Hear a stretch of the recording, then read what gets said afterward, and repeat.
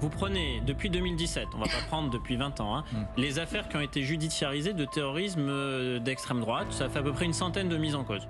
Prenez toutes les judiciarisées, donc on est au bout des enquêtes, on juge les gens, ou on les met en examen et on va bientôt les juger. C'est une centaine de mises en cause. 10% d'entre eux, c'est-à-dire une dizaine de personnes, sont militants Rassemblement National, ont été candidats au Rassemblement National dans des élections locales, ou ont été élus, ou ont eu des mandats au Rassemblement National.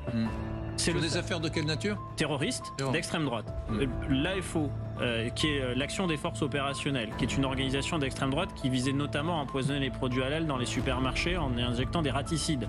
Vous me concéderez que c'est pas ce qu'il y a de moins violent ni de moins radical. Parmi ses membres, on trouve quelques cas de militants du Rassemblement National. Et j'ajouterais que c'est le seul parti politique qui a une telle accointance avec des organisations terroristes. Il y a un petit moment déjà quand même.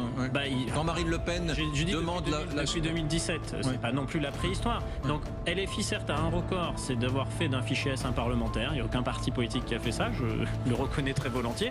Mais de l'autre côté, il n'y a aucun parti politique qui a autant de ses militants qui sont mis en cause dans des affaires de terrorisme. Bizarrement, le MoDem, ça pousse moins vers le terrorisme. On n'a trouvé qu'un seul cas quand on fait cette recherche. Mais le Rassemblement National, il y a quand même cette accointance-là. Donc après, vous pouvez dire on a changé, on les exclut tous, on est pour leur radiation, mais il n'en demeure pas moins que dans les mises en cause, quand on fait le décompte, c'est chez eux qu'il y en a le plus.